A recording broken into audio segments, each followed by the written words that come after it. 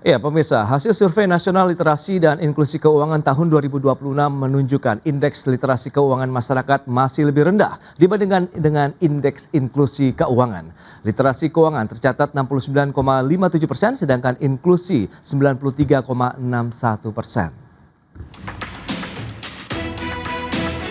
Otoritas Jasa Keuangan, Lembaga Penjamin Simpanan, dan Badan Pusat Statistik telah merilis data hasil Survei Nasional Literasi dan Inklusi Keuangan atau SNLIK tahun 2026 yang menunjukkan indeks literasi keuangan masyarakat di tanah air tercatat lebih rendah dibandingkan indeks inklusi keuangan.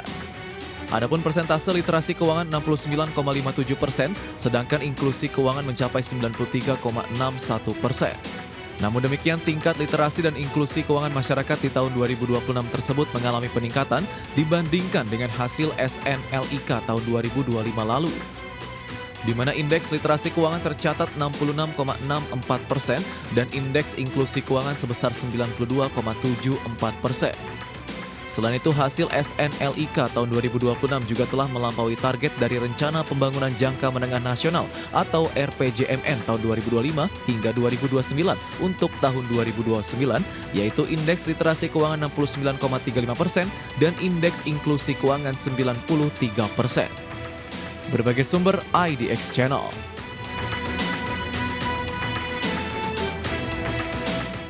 Ya, pemirsa, untuk membahas tema kita kali ini, literasi tertinggal, inklusi makin luas, tantangan industri keuangan Indonesia. Sudah tersambung melalui Zoom bersama dengan Bapak Suwandi Wiratno, Ketua Umum Asosiasi Perusahaan Pembiayaan Indonesia, kemudian Bapak Rian Kirianto, Ekonom Senior dan juga Associate Faculty dari Lembaga Pengembangan Perbankan Indonesia. Langsung saja kita sapa ini. Halo Pak Suwandi, apa kabar Pak? Kabar baik, kabar baik. Selamat. Ya, tentunya salam sehat salam selalu. Sehat Pak Suwandi. Ya, Terima kasih atas Mas waktu yang Pras, disempatkan. Pak Rian, sahabat saya yang luar biasa nih, ekonom senior kita. Baik, langsung saja kita sapa nih. Pak Rian, apa kabar Pak? Kabar luar biasa, Mas Pras. Baik, Pak Rian. Tapi sebelum membahas lebih jauh, saya ingin ke pelaku usahanya dulu nih, Pak Rian, ya, terkait dengan informasi yang tadi sudah disampaikan begitu. SNLIK 2026 ini ada inklusi keuangan yang memang dari sisi literasinya lebih rendah dari inklusi, meskipun kita bandingkan dengan tahun 2025 ada kenaikan nih, Pak Suhandi. Lantas bagaimana Anda melihat posisi ini? Apakah memang akhirnya menjadi alarm bagi industri pembiayaan atau memang hal yang wajar saja begitu? Mengingat pembiayaan ini ya sebenarnya sangat erat kaitannya dengan bagaimana kemampuan literasi dari masyarakat juga begitu Pak, silakan. Ya, kalau kita bicara literasi dan inklusi, tentu inklusi ini adalah luar biasa ya, artinya semua lembaga keuangan begitu menawarkan banyak produk dan lain-lainnya tersedia dan bagi masyarakat seluruh Indonesia, dan tentu literasi ini dengan angka 69% sebenarnya sudah sangat baik.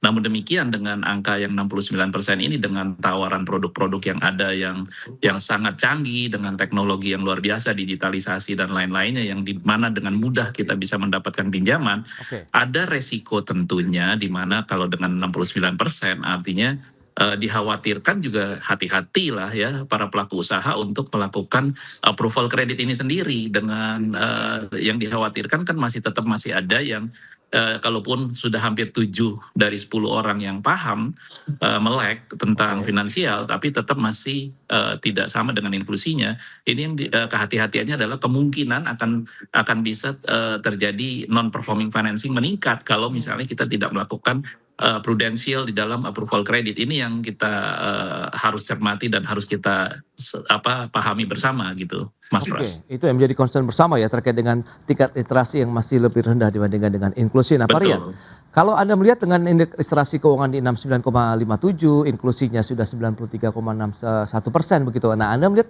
seperti apa nanti gap literasi dan inklusi keuangan ini bagi industri keuangan kita sendiri begitu, Pak Rian? Baik, tentu kita menyambut positif, gembira ya hasil survei oleh BPS terakhir yang meningkatkan baik indeks itu untuk literasi maupun inklusinya. Cuman kan secara historis kita selalu mendeteksi bahwa ada semacam gap atau kesenjangan di mana level inklusi keuangannya itu bergerak cepat, sementara indeks daripada literasinya bergerak relatif di belakang.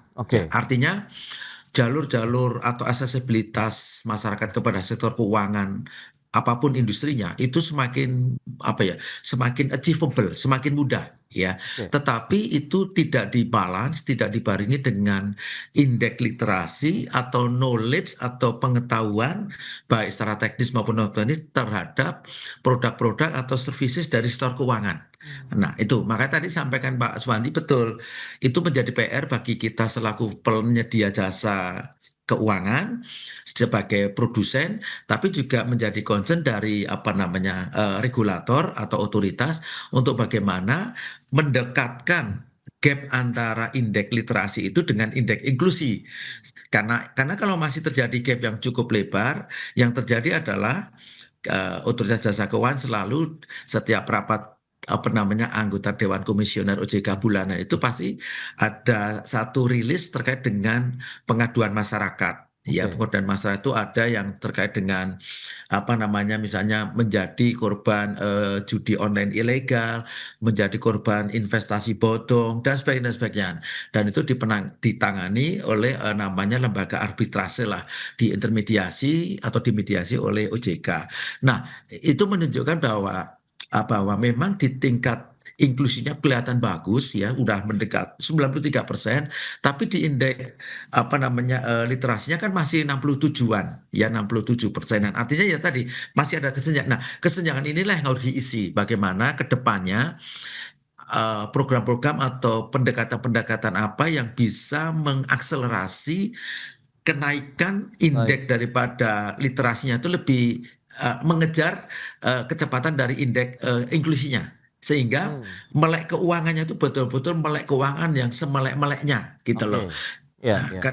ini penting, Mbak. Kalau enggak nanti mohon maaf itu hanya sekedar hasil riset, hasil survei, tapi refleksi di lapangannya tidak seperti yang Nah, kita idam-idamkan. Apalagi oke. survei ini kan menggunakan proksi. Sekian ribu responden ada di 514 kota atau kabupaten plus 30-80 provinsi. Tapi apakah itu merefleksikan populasi yang Ah, oke. ingin di-grab dari 280 juta penduduk, proksinya hanya sekian persen, apakah itu? Ya, makanya tadi Iya, iya. penting bagi otoritas, bagi kita sebagai penyedia sektor jasa keuangan untuk tidak boleh apa ya berhenti Hmm. untuk terus melakukan edukasi, edukasi, edukasi. Baik, Pak Rian, itu dia utamanya untuk mengedukasi masyarakat lagi untuk meningkatkan pemahaman terkait dengan industri keuangan. Nah, Pak Suwandi, lantas seperti apa sih kalau kita bicara mengenai karakter konsumen begitu yang selama ini mungkin menjadi nasabah dari industri pembiayaan yang mungkin paling rentan terkait dengan gap antara literasi dan juga inklusi keuangan tadi begitu, Pak Suwandi? Ya, yang perlu kita cermati saat ini dengan begitu banyaknya sosial media, informasi-informasi yang juga kita ketahui, ada yang positif, ada yang negatif. Karena komunitas-komunitas ini dibangun juga melalui sosial media. Oke, Seperti kalau kita di perusahaan pembiayaan kan sangat besar, pembiayaan otomotif. ya, Dan kita sangat mencermati bahwa banyaknya mungkin komentar-komentar yang kadang-kadang buat kami perlu sangat sekali bantuan dari semua stakeholder, khususnya misalnya terkait dengan begitu banyaknya di mana di sosial media sekarang ada komunitas jual beli kendaraan STNK only. Hmm. Orang oke, melek, ngerti tanggung jawab dan segalanya, tapi pada saat dia tidak mampu membayar, saat ini ada channel proses yang dimana mereka bisa mengalihkan kendaraannya kepada orang lain dengan menjual STNK only tanpa BPKB, BPKB-nya ada di kami dan segalanya. Nah ini edukasi ini bukan hanya edukasi tentang produk daripada keuangan itu, tanggung jawab dan lain-lainnya, tapi juga edukasi tentang konsekuensi hukum. Tapi ya, kan kita sekarang ini di dalam sosial media yang terjadi di dalam komunitas-komunitas ini sangat mengkhawatirkan kita semua. Jadi hmm, yang benar jadi salah, yang salah jadi benar dianggapnya. Nah, oke, ini yang perlu juga disertai dengan semua stakeholder, artinya bahwa pemahaman terkait dengan produk finansial harus disertai dengan kalau terjadi gagal bayar itu, sejogjanya harusnya kita berkomunikasi dengan tempatnya debitur meminjam dan segalanya. Karena proses itu bukan hanya saat di awal meminjam, di tengah perjalanan mungkin ada jalan kerikil dan segalanya yang kena misalnya kemampuannya turun membayar dan segalanya. Silakan kita bisa restrukturisasi, bisa reschedule utangnya, pembayarannya bisa turun. Artinya yang kita inginkan adalah selesaikanlah tanggung jawab itu sampai sampai akhir, sehingga juga nanti dia bisa kemungkinannya bisa mendapatkan hutang baru lagi, karena berhutang itu adalah sesuatu yang memang akan terjadi oleh setiap orang untuk bagaimana meningkatkan taraf hidup, bagaimana bisa bekerja dan mendapatkan modal kerja dan lain-lainnya. Itu yang perlu dipahami sebenarnya. Jadi menurut saya kita harus mengedukasi itu secara total Ya. dari depan sampai belakang sampai selesainya proses pembiayaan ini gitu. Nah, itu dia. Sejauh mana nanti kontribusi, kemudian sinergi antara pemangku kepentingan untuk bisa meningkatkan lagi dari sisi literasinya, kita akan bahas lebih jauh nanti di segmen berikutnya. Kita akan jeda sebentar ya Pak Suwandi dan juga Pak Rian. Dan pemirsa, kami akan segera kembali usai pariwara berikut ini. Ya, terima kasih Anda masih bergabung bersama kami dalam Market Review pemirsa, dan kembali kami sampaikan sejumlah data untuk Anda. Kita akan cermati bersama. Ini dia, kita akan lihat bagaimana dengan penyaluran kredit perbankan per Juni 2026. Data dari Otoritas Jasa Keuangan ini sudah mencapai 9.081 triliun rupiah. Ada kenaikan sekitar 12,67%, double digit ya untuk penyaluran kredit perbankan per Juni 2026. Kalau kita bandingkan dengan Mei 2026 di 8.900-an triliun, masih tumbuh juga di 11,51%. Tapi kalau kita bandingkan dengan tahun lalu, juga ini peningkatan yang cukup signifikan dibandingkan dengan tahun lalu di 7,77%. Berikutnya kita akan lihat bagaimana dengan profil risiko kredit perbankan. Ini data per Juni 2026 juga seperti yang bisa Anda saksikan. Untuk NPL gross-nya 2,09% per Juni 2026, NPL netnya 0,82%, loan at risk-nya 8,47%. Kalau kita cermati, masing-masing NPL gross, net maupun juga LAR-nya memang mengalami penurunan dibandingkan dengan bulan sebelumnya. Itu dia beberapa data yang sudah kita sampaikan. Kita lanjutkan kembali perbincangan bersama dengan Bapak Rian Krianto dan juga Bapak Suwandi Wiratno. Ya, dengan beberapa informasi tadi yang sudah disampaikan Pak Suwandi, ini menarik. Anda menekankan pentingnya lagi bicara mengenai literasi. Tadi ada upaya-upaya juga tadi bagaimana nasabah sebenarnya masih bisa melakukan restru begitu ya, atau restrukturisasi terkait dengan pembiayaan yang mereka lakukan. Nah, sejauh ini Pak, upaya apa saja yang sudah dilakukan dan bagaimana dengan tingkat partisipasi dan keaktifan nasabahnya sendiri begitu Pak? Ya, kalau kita ingin sampaikan sebenarnya dari OJK maupun dari kami asosiasi, baik juga dibantu oleh Kementerian Hukum, baik dengan kepolisian dan segalanya, itu kami sudah sangat dibantu dengan sosialisasi fidusia dan satu dan lain halnya, karena pemahaman masyarakat saja saat ini fidusia itu jadi tidak boleh dilakukan kalau eksekusi itu kalau nasabahnya tidak sukarela. Pemahaman kata eksekusi saja sudah upaya paksa kalau tidak sukarela. Kami memahami kalau ini adalah menjadi satu hal yang tadi saya sampaikan, masyarakat mengartikan, dan karena ada keputusan MK nomor 18 tahun 2019 tersebut. Namun demikian, 80 hampir 90% kendaraan kita sudah traveling tuh. Sudah traveling ke pihak ketiga, keempat, kelima yang saya sampaikan karena adanya komunitas penjual beli kendaraan saya. Nah, pertanyaan saya Mas Pras, apakah kita itu tidak boleh melakukan eksekusi manakala debiturnya sendiri sudah tidak kita ketahui entah barang di mana, sementara kendaraannya sudah mungkin sudah digadaikan oleh yang bersangkutan, sudah dipindah tangankan, sudah dialihkan, dan ada di pihak ketiga. Ini kan melanggar pasal 36 Undang-Undang Fidusia. Jadi tidak melulu kita melihat kepada eksekusinya proses itu sendiri, tetapi kita mencari kendaraan itu karena sang debiturnya sudah tidak ada.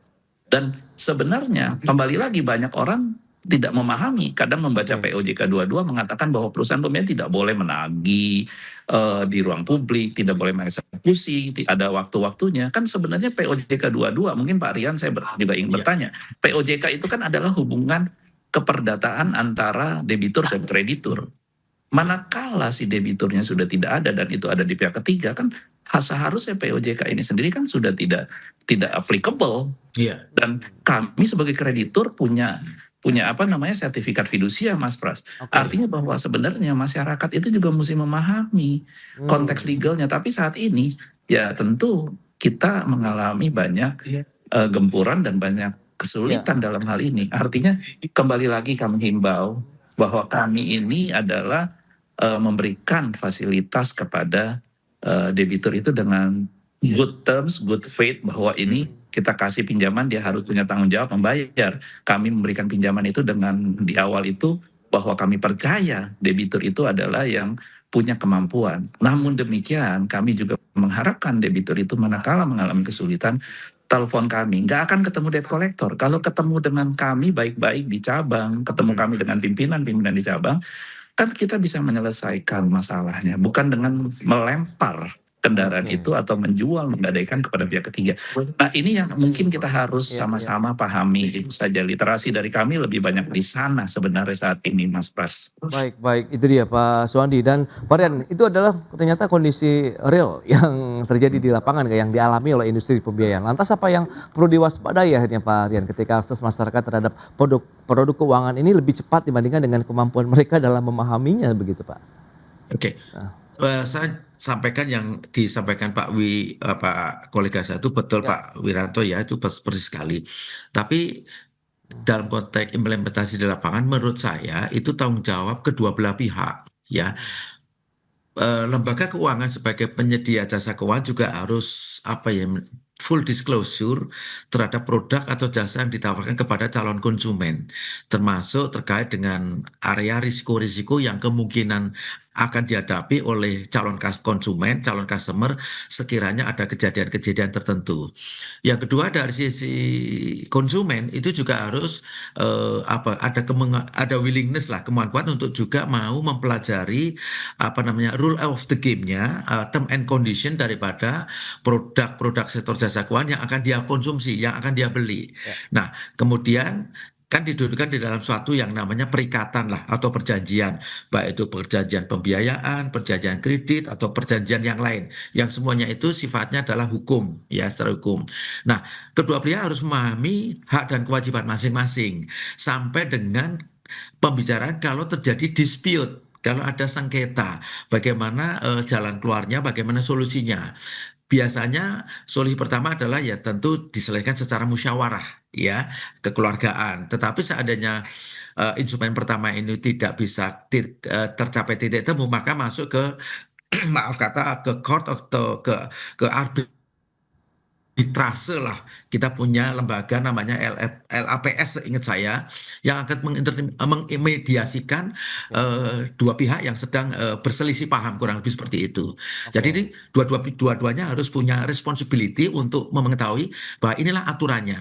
Tadi sampaikan Pak Wiranto betul, kita merefer kepada POJK nomor 22 tahun 2023 tentang perlindungan konsumen sektor jasa keuangan dan masyarakat umum. Ya, maka juga di situ ada tentang hak dan kewajiban dari para pihak itu. Nah, saya kira kita sebagai penyedia jasa keuangan tidak boleh berhenti untuk terus mengedukasi, karena saya tahu persis di POJK perlindungan konsumen itu ada mandatori, ada mandat kepada setiap penyedia jasa keuangan itu untuk melakukan program-program dalam konteks edukasi kepada konsumen. Dan hasil perbuatan itu, hasil event itu harus dilaporkan kepada otoritas jasa keuangan. Ya minimal kalau nggak salah paling tidak 1 kali dalam 1 tahun. Bentuknya macam-macam, bisa dalam bentuk temu nasabah, customer gathering, atau dalam bentuk pemasangan advertising ya atau periklanan dan sebagainya. Tetapi semua itu harus satu, tunduk kepada POJK perlindungan konsumen, tunduk kepada bisnis etik, tunduk juga kepada market conduct, kemudian satu lagi tunduk kepada yang namanya tidak boleh ada abuse of marketing. Ya, itu spirit daripada customer protection itu di situ. Nah, ini harus dipatuhi, harus ditaati oleh seluruh penyedia sektor jasa keuangan, baik itu di head office, di kantor wilayah maupun di kantor-kantor cabang. Baik, kita tahu juga sekarang di era digital begitu, di mana layanan keuangan juga sudah beragam bentuknya begitu. Sejauh mana ini efektif juga untuk meningkatkan literasi? Kita bahas lebih jauh nanti di segmen berikutnya. Kita akan jeda kembali sebentar Pak Suwandi Wiranto dan juga Pak Rian Kerianto. Dan pemirsa, kami akan segera kembali usai pariwara berikut ini. Terima kasih Anda masih bergabung bersama kami. Kita lanjutkan kembali perbincangan bersama dengan Bapak Rian Kerianto dari LPPI dan juga Bapak Suwandi Wiranto begitu bicara mengenai bagaimana pentingnya literasi dan juga di mana posisi saat ini lebih rendah dibandingkan dengan inklusi keuangannya. Nah, bicara mengenai digitalisasi begitu, apakah ini menjadi game changer juga untuk kita bisa meningkatkan literasi keuangan kita begitu kepada masyarakat begitu dari industri pembiayaan seperti yang sudah disampaikan oleh Pak Rian tadi begitu Pak Suwandi Wiranto begitu, sejauh mana kolaborasi, kemudian bagaimana upaya-upaya edukasi juga yang terus dilakukan kepada konsumen ataupun nasabah dari sektor pembiayaan, Mas Wandi? Iya, cepatnya perkembangan teknologi, kita tahu digitalisasi. Sekarang industri keuangan sendiri juga banyak menawarkan produk-produk dengan cepat bisa memberikan persetujuan tanpa tatap muka. Kita kenal ada produk BNPL, Buy Now Pay Later, juga ada Pindar dan lain-lainnya. Oke. Saya ingin sebenarnya melalui melalui diskusi kita pada hari ini tentunya adalah bagaimana juga masyarakat harus mengukur kemampuan daripada keinginan. Kadang-kadang kita harus menekan keinginan kita manakala kita tidak mampu. Nah, sesuaikanlah dan hitunglah kemampuannya itu. Kalau kita punya income 100, ya 30%-nya buat cicilan, sisanya adalah kita harus menjaga buat diri kita sendiri dan menjaga suatu saat misalnya kita mengalami penurunan income masih kita bisa membayar cicilan.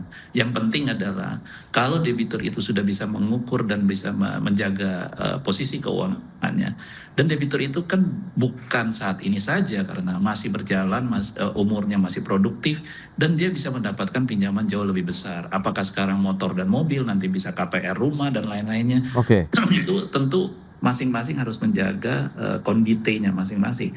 Jadi kalau menurut saya digitalisasi ini memang satu perkembangan yang luar biasa, tapi juga harus hati-hati dan harus melakukan kontrol sendiri-sendiri karena kita tidak bisa apa-apa. Apa yang disampaikan oleh Pak Rianto itu benar, ya. Oke. Pak, saya harus Baik. ini, Pak. Makasih, Oke, Pak. Pak Suwandi, terima kasih atas waktu yang disempatkan. Selamat melanjutkan aktivitas Anda kembali dan kita akan lanjutkan kembali perbincangan bersama dengan Bapak Rian Kerianto. Tadi digitalisasi ini apakah benar-benar akhirnya menjadi satu game changer juga nih untuk bisa meningkatkan kembali literasi di samping memang literasi yang cukup masif sekali dengan memanfaatkan teknologi digital saat ini, Pak Rian? Saya kira valid ya. Salah satu game changer di dalam kehidupan kita, perilaku hidup kita itu adalah adanya kemajuan di sektor IT. Oke. Bahasa lainnya adalah digitalisasi karena sifatnya menjadi enabler atau memudahkan cara kita bekerja, cara kita berkreasi. Nah, dan biasanya ini sangat diminati oleh istilahnya itu generasi Z ya atau Gen Y gitu, di mana mereka sangat literate penggunaan dengan instrumen-instrumen digital. Tetapi delivery dari digital itu di balik kemudahan itu juga harus menjadi concern ya pemikiran dari calon pengguna manfaat dari sektor jasa keuangan itu mengenai tadi yang disampaikan Pak Suwandi sebelum live dengan kita, yaitu area-area risiko-risiko yang kemungkinan akan dihadapi. Ini penting karena kalau tidak nanti begitu kita membeli suatu produk dan ternyata produk yang kita beli itu tidak sesuai dengan apa yang dijanjikan jadi kita kan kedua belah pihak akan maaf kata harus istilahnya harus berargumentasi untuk memenangkan kepentingan masing-masing. Nah, itu harusnya tidak boleh terjadi. Oleh karena itu tambahan dari saya tadi melengkapi sebelumnya yaitu perlunya full disclosure atas produk-produk atau jasa keuangan yang akan dijual atau dipasarkan kepada calon-calon konsumen. Oke. Ya. Jadi jangan sampai masuk pada arah over promising under deliver. Oke. Artinya begini, janjinya terlalu mulu-mulu, tetapi ketika terjadi sesuatu itu ternyata janji yang dijanjikan di depan itu tidak seperti yang dijanjikan. Ya kalau bahasa anak gaul itu namanya memberikan PHP ya, ya pengharapan palsu atau apa gitu. Kedua, saya sepakat dengan yang sudah dikerjakan oleh teman-teman di Otoritas Jasa Keuangan, yaitu para pemberi pengaruh, bahasa kerennya itu adalah influencer. Itu juga harus istilahnya itu tanda petik ya, itu disertifikasi dulu capability dari para influencer ini, apakah itu tokoh publik, tokoh masyarakat, apakah itu selebritas, apakah itu tokoh agama, ketika mereka menjadi endorsement untuk pemasaran sebuah produk dari sektor jasa keuangan, itu betul-betul memiliki brevetisasi atau sertifikasi yang memadai. Ya, ini menjadi catatan OJK dan saya mengamini mengendorse hal ini karena jangan sampai karena masyarakat maaf kata tadi tingkat literasinya kan masih rendah sementara inklusinya tinggi, lalu mereka gagal paham terhadap profil dari sebuah produk, lalu mereka asal beli karena apa maaf kata karena terpesona, tanda petik ya, terpesona atau terkecoh dengan tadi statement-statement yang disampaikan oleh para tokoh publik yang menjadi endorsement atau menjadi tanda petik model iklan dari perusahaan-perusahaan sektor jasa keuangan yang memasarkan produk-produk tertentu. Apakah itu produk investasi, apakah itu produk simpanan, dan apakah itu produk itu insurance, atau itu produk-produk sifatnya itu pengembangan kekayaan atau wealth management dan sebagainya. Nah, itu penting untuk masyarakat kita juga harus betul-betul well knowledge terkait dengan produk-produk sektor jasa keuangan. Baik, dengan gap yang terjadi saat ini antara literasi dan inklusi keuangan, Pak Rian, apakah kita memang harus akhirnya melakukan inovasi ataupun perubahan terkait dengan bagaimana kita memberikan strategi edukasi kepada masyarakat sehingga literasinya juga semakin berkembang begitu. Jadi masyarakat juga bisa menggunakan beragam produk-produk jasa keuangan juga dengan perilaku masyarakat yang semakin sehat dalam mengelola keuangannya begitu, Pak. Nah, ini pertanyaan bagus Mas Bras, karena ini sangat taktikal. Di lapangan sangat taktikal. Contohnya begini, hasil survei dari BPS mengatakan untuk masyarakat wilayah Indonesia Timur yang dengan maaf kata segala keterbatasan teknologi informasinya, itu mungkin tingkat melek keuangannya relatif lebih rendah dibandingkan masyarakat yang ada di Indonesia Barat dan terutama di Jawa katalah, yang support atau dukungan teknologinya udah dibilang pada level advance. Nah, ini tentu tools untuk komunikasi kepada publik mungkin beda. Mungkin untuk masyarakat Jawa ya atau Indonesia Timur secara umum mungkin penggunaan kanal-kanal media seperti medsos ya, kemudian elektronik base yang lain mungkin lebih bisa acceptable ya. Tetapi bagi masyarakat kita, saudara kita yang di Indonesia Timur, maaf kata dengan segala keterbatasan kanal-kanal digitalisasinya, mungkin dengan medium-medium above the line atau below the line yang lebih membumi itu lebih mudah diterima ya. Misalnya dalam konteks periklanan atau advertising, mungkin di saudara-saudara kita di Indonesia Timur mungkin lebih bisa terima misalnya dalam bentuk misalnya baliho, dalam bentuk billboard misalnya, atau dalam bentuk kalau mungkin dalam bentuk videotron. Tetapi bagi masyarakat di Indonesia Barat yang relatif konektivitas digitalisasi lebih maju, lebih advance, mungkin dengan tadi kanal-kanal medsos, dengan smartphone dan sebagainya itu lebih bisa mengena. Nah, ini untuk tadi mempersempit kesenjangan tingkat literasi antara masyarakat Indonesia Barat dengan Indonesia Timur.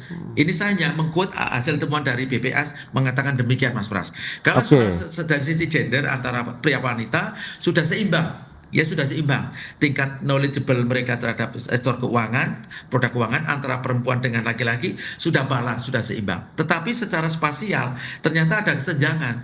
Masyarakat Indonesia Timur mungkin karena dengan segala keterbatasan dukungan IT-nya relatif tertinggal dibandingkan masyarakat yang ada di Indonesia Barat, terutama di Jawa ya Mas Pras ya. Oke, tapi ke depan Anda melihat bagaimana? Apakah gap ini akan semakin mengecil, Pak Rian, dengan beragam upaya tadi yang sudah Anda sampaikan?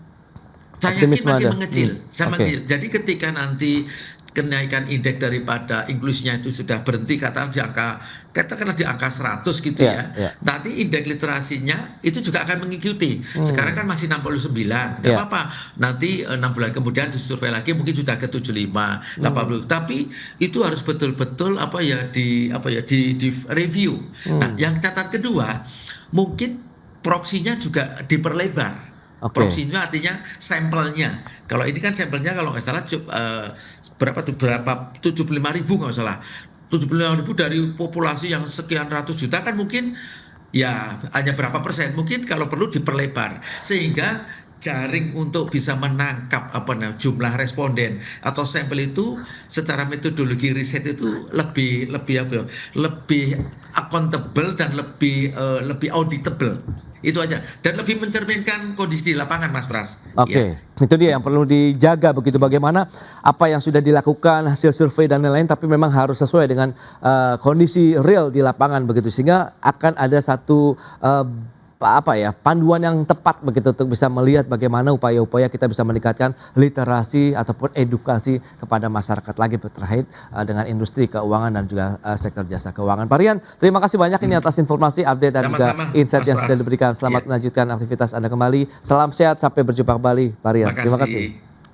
Ya, pemirsa, pemerintah tengah mengkaji pembatasan penggunaan BBM bersubsidi jenis Pertalite atau RON 90 bagi kelompok masyarakat tertentu. Dan Menteri Keuangan dan juga Menteri SDM sepakat pembatasan tersebut menjadi bagian dari upaya pemerintah memastikan subsidi BBM disalurkan lebih tepat sasaran. Pemerintah tengah mengkaji pembatasan penggunaan BBM bersubsidi jenis Pertalite atau RON 90 bagi kelompok masyarakat tertentu. Menteri Keuangan menjelaskan bahwa pembatasan tersebut menjadi bagian dari upaya pemerintah memastikan subsidi BBM disalurkan lebih tepat sasaran. Purbaya menyebut kelompok masyarakat pada desil 9 dan 10 berpotensi menjadi sasaran pembatasan subsidi Pertalite. Menurutnya kebijakan tersebut nantinya dapat diterapkan secara bertahap setelah sistem pendukungnya siap. Bahas kemungkinan implementasi pembatasan subsidi Pertalite untuk yang tingkat atas, mungkin yang kuartil 9, 10, supaya nanti bukan sekarang ya, beberapa bulan kemudian kita bisa kurangi secara bertahap. Sedang kita pelajari sistemnya. Saya juga sudah sempat melihat sistem Pertamina sudah cukup baik sehingga siap bisa dilaksanakan. Sementara itu, Menteri ISDM Bahlil Lahadalia mengatakan pembatasan tersebut diperlukan karena selama ini sebagian subsidi BBM dinilai belum sepenuhnya tepat sasaran. Menurutnya, masyarakat pada kelompok ekonomi atas termasuk desil 9 dan 10 masih menikmati subsidi Pertalite. Jadi menyangkut dengan pembatasan itu, nanti kan ada jenis kendaraan, ya. Jangan pakai BMW, pakai Mercy, masa pakai minyak subsidi. Itu yang dimaksudkan oleh Pak Menteri tadi. Jadi teman-teman media tolong jangan dipelintir lagi, ya. Ini penting saya luruskan.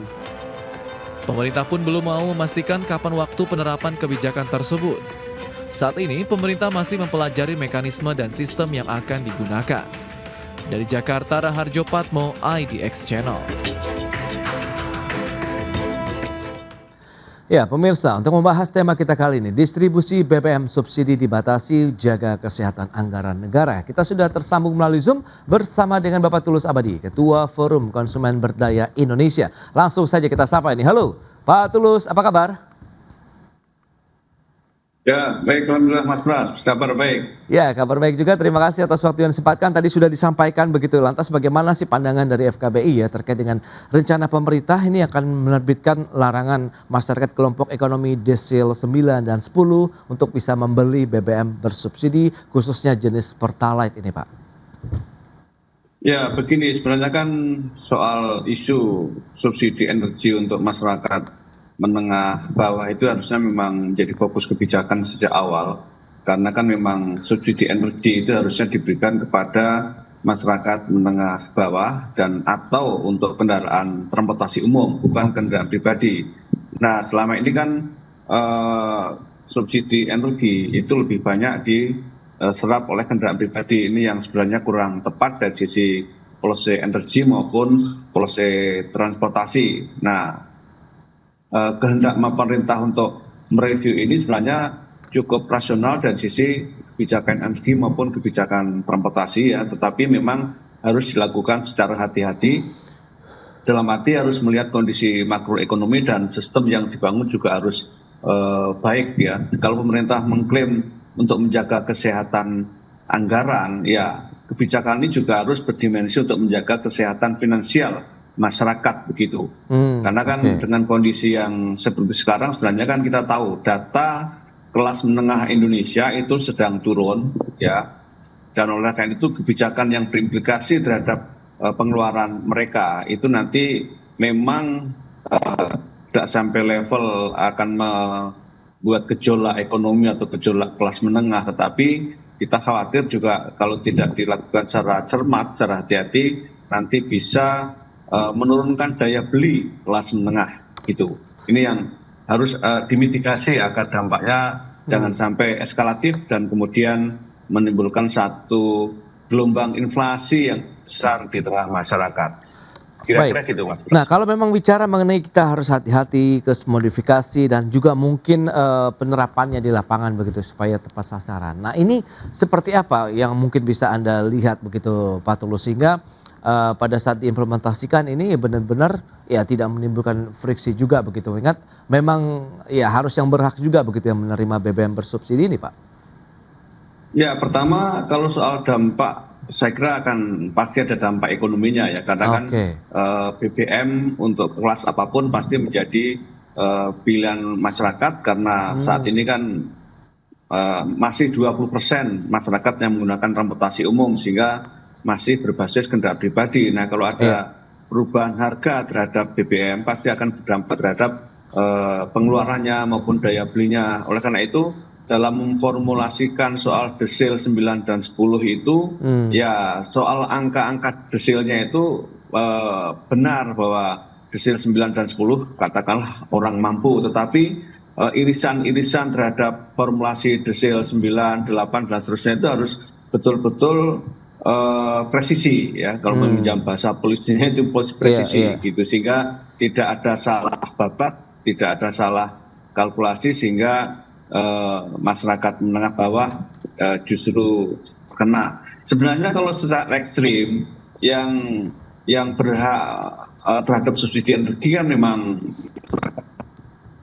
teks ini sebenarnya masyarakat yang bukan pemilik kendaraan pribadi roda 4 ya, karena kalau sudah punya roda 4 sebenarnya ya sudah masuk kategori mampu. Cuma kan dengan kondisi ekonomi makro seperti ini pemerintah harus melihat itu pada level mana kemampuannya, karena saat ini kan justru kelas menengah selain daya beli turun juga status ekonominya turun juga, justru kelas menengah kan yang saat ini tidak mendapatkan apa-apa, tidak mendapatkan bantuan dari pemerintah, sementara kelas menengah bawah atau kelompok menengah bawah itu kan banyak mendapatkan subsidi, bantuan sosial dan lain sebagainya. Nah, kelas menengah ini belum mendapatkan bantuan kepada mereka yang dilakukan oleh pemerintah, sehingga kalau ada review terhadap harga BBM yang notabene menjadi komoditas strategis, ini yang betul-betul harus dilakukan secara hati-hati dan cermat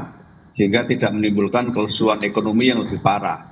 Tapi secara filosofi energi sebenarnya itu sudah bisa dimengerti bahwa subsidi energi itu memang satu hal yang harus dikendalikan, harus diperketat dalam implementasinya dan peruntukannya gitu. Karena kan kita tahu subsidi energi kita masih banyak diimpor ya dari berbagai negara, sehingga memang kurang tepat kalau komoditas impor tetapi disubsidi. Kedua, kita masih produksinya masih minimalis ya, di dalam negeri juga menjadi sangat berat kalau subsidinya semakin bertambah baik untuk BBM atau gas LPG atau bahkan juga untuk listrik. Ya itu dia, yang perlu diantisipasi seperti apa sih potensi-potensi gejolak ekonomi pada konsumen kelas menengah begitu. Ingat batas tipis antara desil 8, 9 ini juga kan kita tahu yang perlu dijaga juga Pak Tulus. Kita bahas lebih jauh nanti di segmen berikutnya, kita akan jeda sebentar ya Pak Tulus ya. Dan pemirsa tetaplah bersama kami. Ya, Anda masih menyaksikan Market Review pemirsa, dan berikut ini kembali kami akan sampaikan data, kita akan cermati bersama seperti yang bisa Anda saksikan di layar televisi Anda. Ini dia, bagaimana dengan pembayaran subsidi dan juga kompensasi untuk energi per semester tahun 2026 ini seperti yang bisa Anda saksikan di layar televisi Anda. Sudah mencapai 233 triliun rupiah kalau kita bandingkan dengan semester 1 tahun 2025 ini ada kenaikan sekitar 44,4% dari 161,4 triliun menjadi 233 triliun rupiah untuk pembayaran subsidi dan juga kompensasi energi. Berikutnya kita akan lihat bagaimana dengan volume penyaluran dan juga alokasi solar dan bensin subsidi di tahun 2026.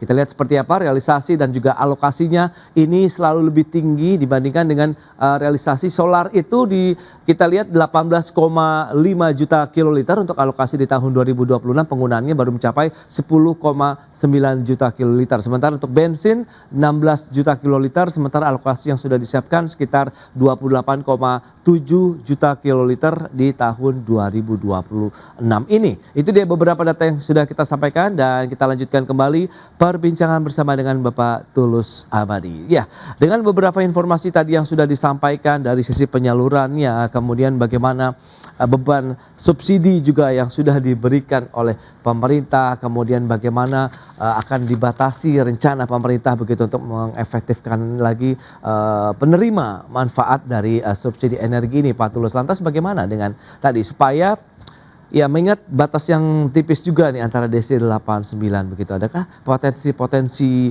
gejolak ekonomi pada konsumen kelas menengah yang perlu diantisipasi nih Pak? Ya, baik. Kalau terkait gejolak, saya menduga tidak sampai level gejolak besar-besaran gitu ya. Dalam arti menimbulkan reaksi satu gejolak besar, tapi mungkin lebih kepada menurunnya daya beli masyarakat, ya. Sekalipun untuk kelas menengah. Karena dengan ini harus diwaspadai, karena dengan kelas menengah yang turun daya belinya, itu nanti juga inflasinya akan lebih besar, sehingga menimbulkan satu kelesuan ekonomi kalau tidak dimitigasi dengan baik oleh pemerintah. Nah, sebenarnya saya ingin bahwa pembatasan ataupun pengendalian BBM bersubsidi itu tidak menggunakan satu simulasi yang rumit ya. Karena dengan menggunakan desil 9, desil 10 itu saya menduga ini satu formulasi yang rumit. Kenapa tidak dibuat formulasi yang lebih simpel yang tidak menimbulkan satu perdebatan yang lebih complicated. Misalnya dengan tahun kendaraan ataupun jenis kendaraan ya, sehingga bisa lebih gampang eksekusinya di lapangan. Tapi kalau basis desil itu potensi untuk terjadi salah sasaran ataupun salah pengurangan ini bisa lebih besar gitu. Tapi kalau berdasarkan satu tahun kendaraan atau merek kendaraan itu menurut saya lebih simpel ya. Misalnya kita sebut misalnya merek kendaraan Avanza misalnya. Avanza tahun sekian itu tidak menerima gitu. Dan sekarang sistem di Pertamina itu sudah cukup valid, cukup baik ya, dengan tinggal barcode-barcode yang sudah ada itu ditambah dengan tahun kendaraan ataupun merek ataupun jenis kendaraan, sehingga eksekusi di lapangan itu lebih gampang dan istilah kata no debit ya. Tetapi kalau berdasarkan detail itu nanti debitnya bisa berkepanjangan gitu. Nah, apalagi kita lihat data-data di semua kementerian kan masih sering terjadi perbedaan antara data ESDM, Pertamina ataupun juga data Kemensos. Nah, nanti kan karena ini menyangkut desil dan lain sebagainya kan artinya merujuk data dari Kemensos gitu. Nah, ini yang harus hati-hati betul di dalam penerapan dan eksekusinya sehingga tidak menimbulkan satu sengkarut yang terkait dengan masalah keakurasian data. Sehingga kita dorong pemerintah bersama Pertamina bisa membuat formulasi yang lebih simpel, yang lebih gampang eksekusinya dan tidak menimbulkan satu gejolak yang sifatnya teknis administratif.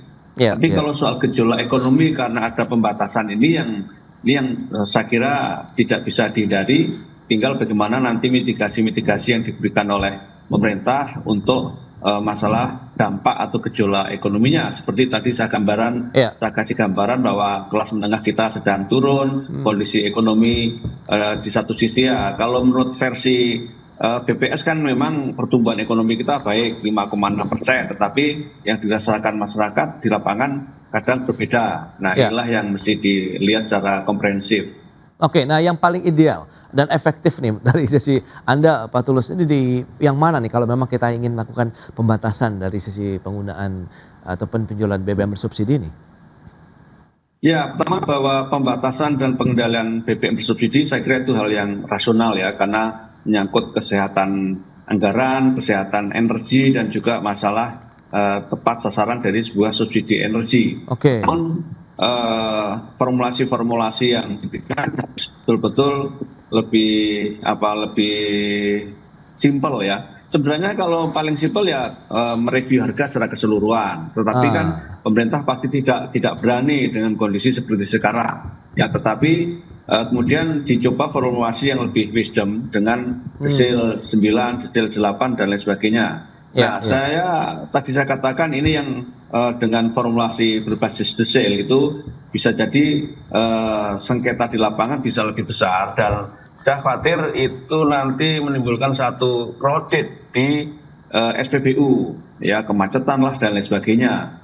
Nah, sehingga saran saya itu formulasinya lebih simpel dengan menggunakan formulasi-formulasi yang lebih sederhana sehingga gampang dieksekusi, ya seperti tahun kendaraan, jenis kendaraan, dan formulasi lainnya yang lebih simpel. Nah, atau juga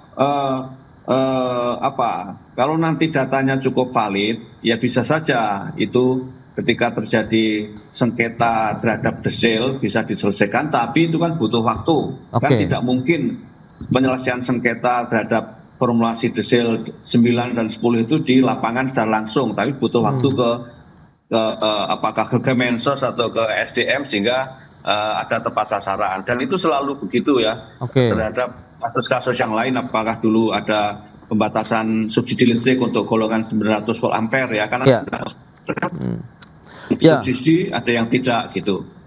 Mengingat desil 9 dan 10 begitu yang akan disasar dari rencana pemerintah ini, Anda melihat ini akan lebih nanti implementasi di lapangan ini lebih akan banyak ya mungkin friksi seperti yang sudah Anda sampaikan, atau memang kita harus mengkaji lebih jauh lagi tapi dengan berkejaran dengan waktu tentunya juga nih Pak Tulus, singkat saja.